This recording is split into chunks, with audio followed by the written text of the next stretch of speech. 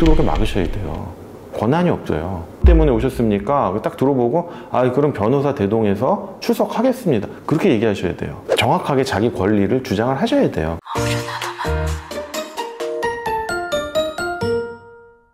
안녕하세요. 신탁의 신 오상민 변호사입니다. 첫 번째 사례 제주도 강제추행 사건에 대해서 강제추행과 기습추행의 관계에 대해서 설명을 드렸고요. 두 번째 사건은 이제 아파트 엘리베이터에서 있었던 강제추행 사건인데 공중밀집장소 추행죄와의 관계랑 함께 설명드리도록 하겠습니다. 사례는 이제 고등학생인데요. 나쁜 애는 아니에요. 착한 애고 초범인데 제가 만나보니까 아버지가 좀 엄해요. 그런 상황인데 이 고등학생이 아버지랑 좀 갈등이 있으니까 화가 나서 놀이터에서 술을 좀 먹었어요. 소주를 먹고 엘리베이터를 탔는데 그 같은 동에 사는 젊은 여성분이 같이 엘리베이터를 탔겠죠. 그리고 이제 문이 확 열리니까 갑자기 뒤에서 그 여성분을 끌어안고 어디 특정 부위를 만지진 않았어요. 이제 끌어안고 도망을 간 거죠. 이게 기습추행이에요. 이 여성분이 신고를 했고 경찰 수사관이 이 특정을 해가지고 이 학생의 집을 왔어요. 근데 그때 이제 어머님이 계셨는데 이 일반인들은 참 대응하기 힘든데 이 어머니가 이제 경찰이 왔다고 그러니까 놀래서 집에 들어오라고 그러고 아드님하고 따로 방에서 단둘이 얘기 좀 해야겠다 하니까 그러시라고 하면서 단둘이 방에 들어가서 너 이제 뭐 했지 하니까 다 인정할 수밖에 없죠. 뭐 다 이미 CCTV는 핸드폰에 찍어 갖고 오시고 물론 이건 결과적으로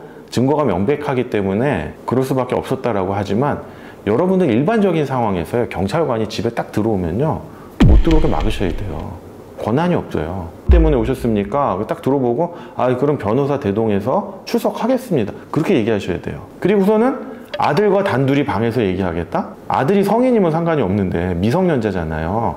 미성년자는 신뢰관계에 있는 자가 동석할 수 있고 미성년자가 거기서 어떤 말을 어떻게 할지 알아요.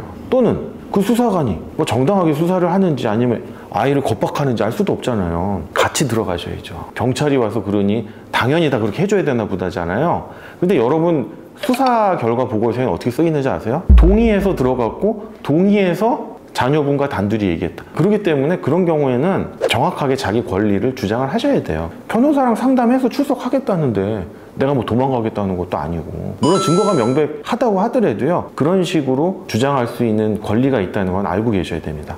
어쨌든 이제 이 학생이 다 인정을 했어요. 제가 한 가지 아쉬웠던 건 뭐냐면 이 학생이 강제추행을 한 건 맞는데 아파트 엘리베이터에서 다수의 공중이 밀집하는 장소잖아요. 근데 이런 범죄는 공중밀집장소 추행죄라고 하는 성폭력 범죄에 관한 특례법에 그런 범죄가 또 하나가 있어요. 우리 강제추행죄가 발생하려면 최협의에 아주 강한 폭행하고 협박이 수반돼야 된다고 제가 말씀드렸죠. 그게 필수 요건이란 말이에요. 그런데 다수의 공중이 밀집해가지고 다 쳐다보고 있는데 그런 폭행이나 협박을 할 수 있겠어요? 그러니까 공중밀집장소에서는 강제추행죄가 발생할 수 있는 최협의의 폭행이나 협박이 발생할 수가 없어요. 하지만 추행행위는 존재하잖아요. 몰래 한다거나 뭐 그보다는 약한 폭행이나 협박에 의해서. 그렇기 때문에 이런 공중밀집 장소에서 강제추행죄 정도의 폭행 또는 협박이 없더라도 추행행위가 있으면 처벌해야 된다라고 만든 게 성폭력 범죄의 특례법에서 규정하고 있는 공중장소 밀집 추행죄예요. 그리고 또 주의해야 될 게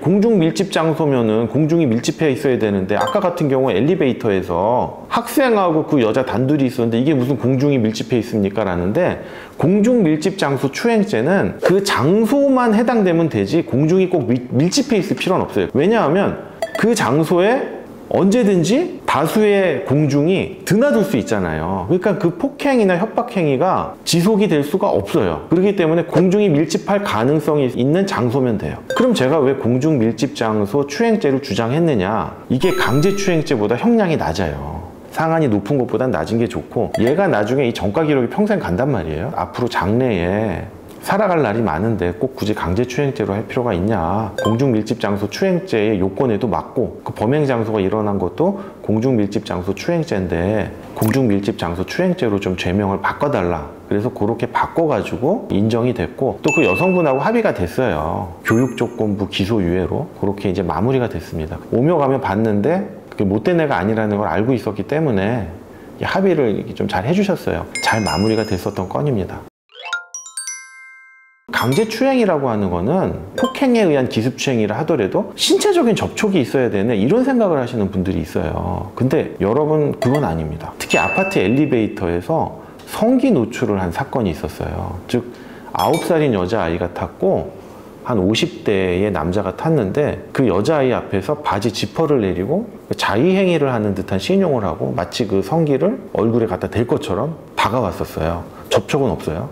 그러면 여러분 이게 강제추행죄냐? 대법원이 강제추행죄로 판단을 했어요. 아, 접촉이 없어도 강제추행죄에 해당될 수 있다. 요건 알고 계셔야 돼요. 물론 이제 형법상 강제추행죄는 아니고 성폭력 범죄의 특례법에 의하면 13세 미만의 자에게는 최협의의 폭행 또는 협박이 아니더라도 그거보다 약한 수준의 위력이라고 하는 게 있어요. 위력에 의한 강제추행도 처벌이 되거든요. 접촉이 없어도 강제추행죄가 해당될 수 있다. 요걸 알고 계셔야 돼요.